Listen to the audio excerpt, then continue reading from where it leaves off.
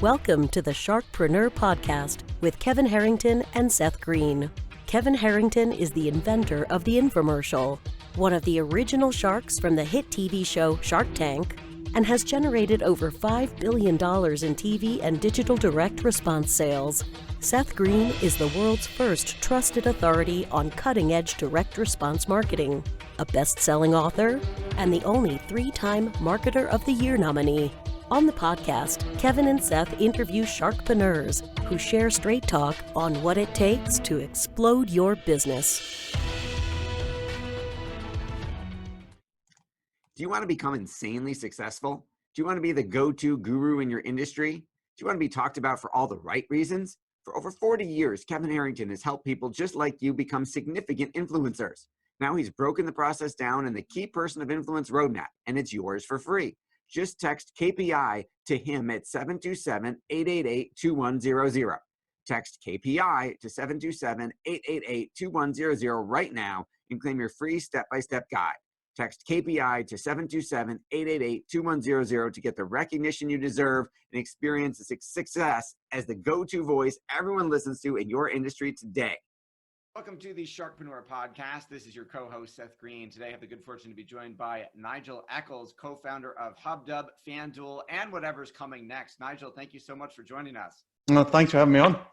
It's an honor to have you here. Now, obviously, you pivoted when you Yes. went from HubDub in the political arena to FanDuel. That was a huge shift. We're recording this in the height of the Corona crisis, where lots of business owners are forced to pivot, where they're forced to close or change their business model. How did you decide to pivot from politics to sports? Yeah, it's a really good question. So just to be clear, we did this in sort of 2008. HubDub was a political prediction market, and FanDuel obviously is a daily fantasy sports product. So actually they sound very, very different.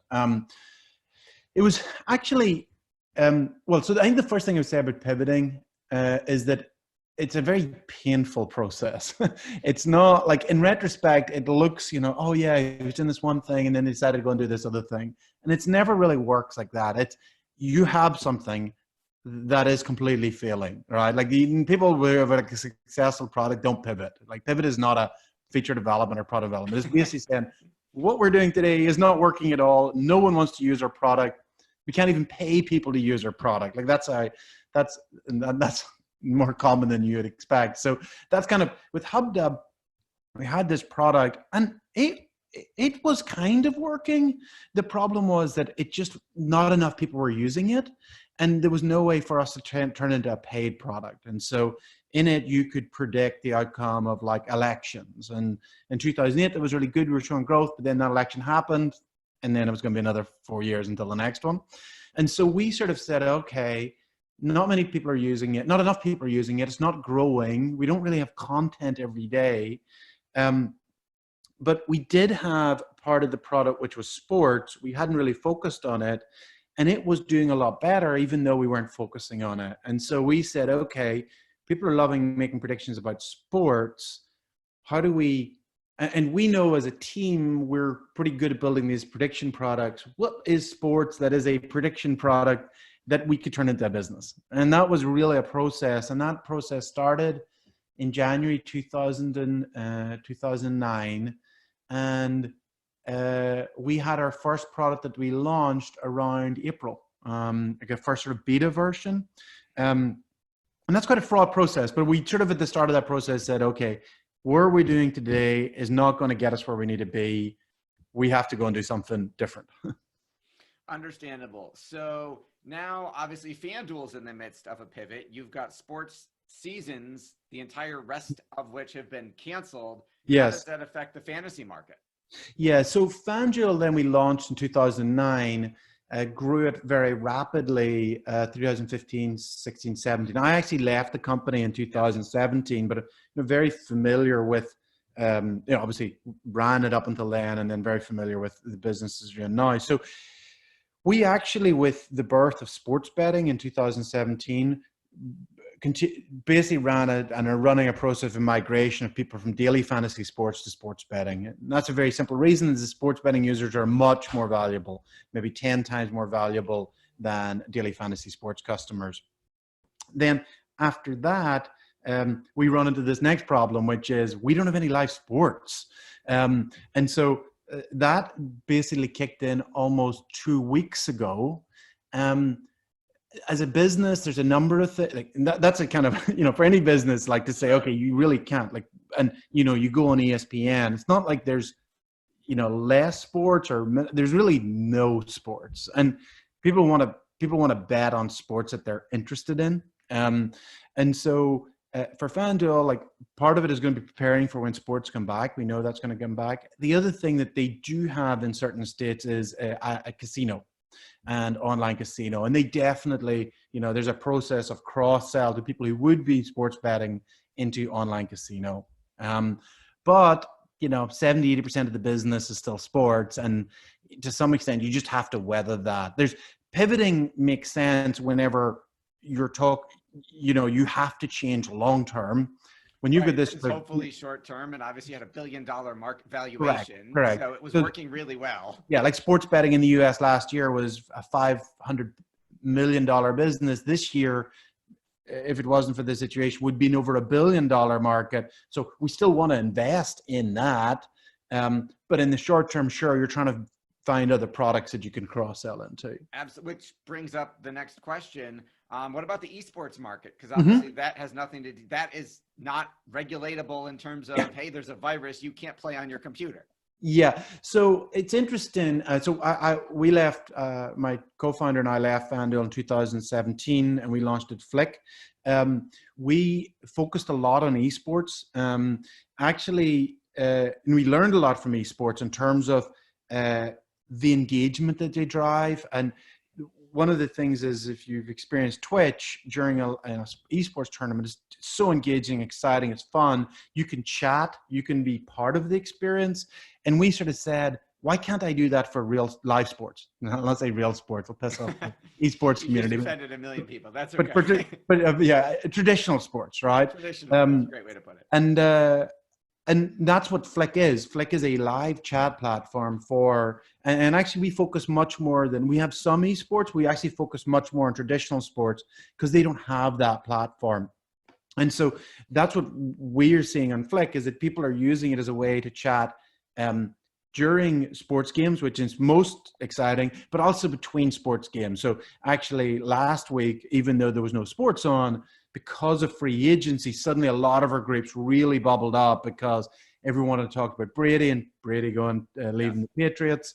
And so that's when the product's really working. And so what Flick is doing is taking what works really well in esports and bringing it actually back to traditional sports. Okay, so talk a little bit about how did you come up with that business model, and pre-corona, how is that working?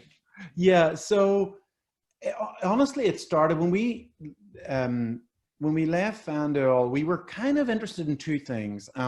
One was community, like how do we build these online communities, and two, we were really interested in what they were doing in esports. We sort of felt that esports was really ahead of what was happening in traditional sports in terms of building community, in terms of online tools, and we were just like, why can't an NBA game be more like Twitch, right? Like with this engagement. And we just didn't see it was happening in traditional sports. And so we basically then dived into sort of building those tools and spending a lot of time in esports.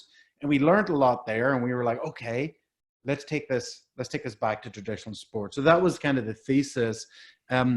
Interestingly, what we're seeing today on Flick is product works really well with live sports. That's gone away.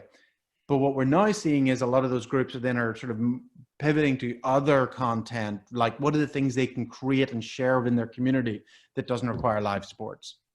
Sure. And then what's the business model behind Flick? How is that getting monetized? Yeah. So right today, and it's very early in its monetization story, but really what we're trying to do is create a way for these creators, sports influencers to monetize.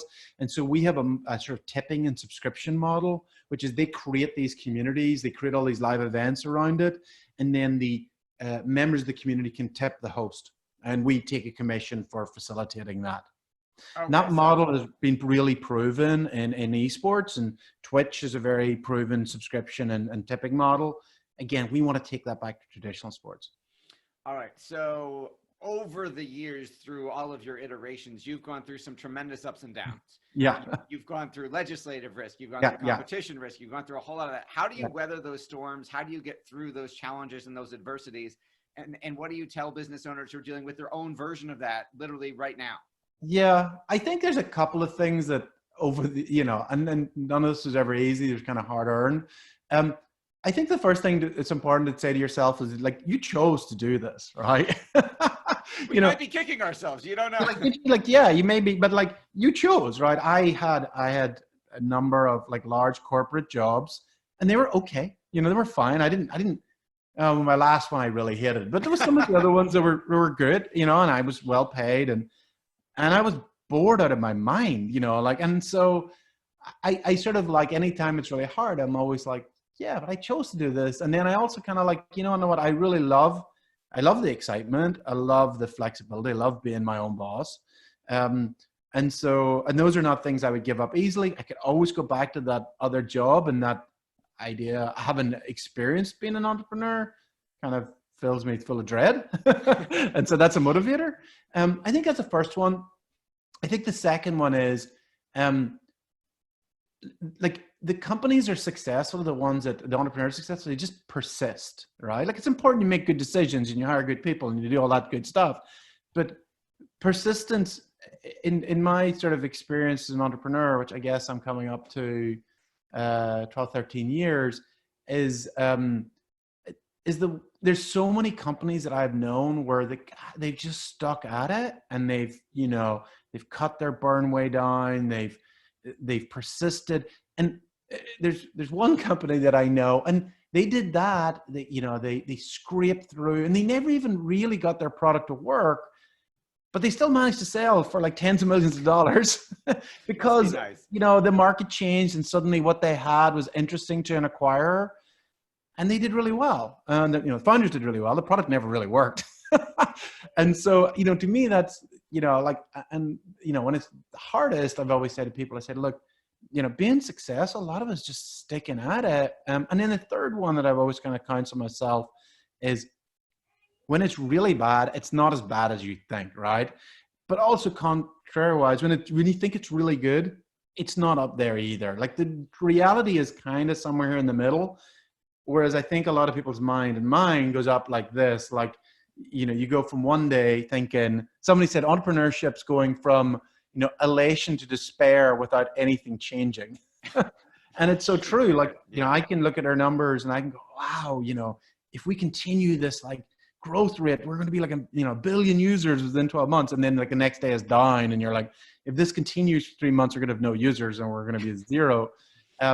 So, I think a large part of just managing your psychology and realizing that, like, it's not this, don't let it control you, that you have to kind of control your response to it.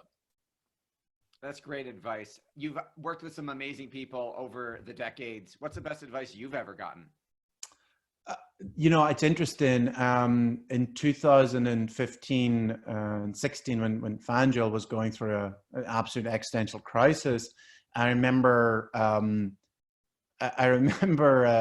being advised by quite a prominent entrepreneur, Wes Edens. He owns the Milwaukee Bucks. He was an investor in us. He had written a large check, and I went to have dinner with him, and I felt terrible because I thought there was a chance we were going to go bust and he was going to lose a lot of money. And I remember him saying to me, he said, you're going to turn this around. And at the time I wasn't sure. And he said, and even if you don't, he said, your next business is going to be successful. And I remember thinking, wow, this guy would lose a lot of money if this business went under. But he was like saying to me, no, I have confidence that you'll turn it around. And if you don't, you're still valuable as a person. You're going to do something. And the second thing he told me was, in terms of my staff, he said, if you catch the cold, they'll get the flu. And he said, your leadership in terms of giving everyone confidence, you're going to get through it.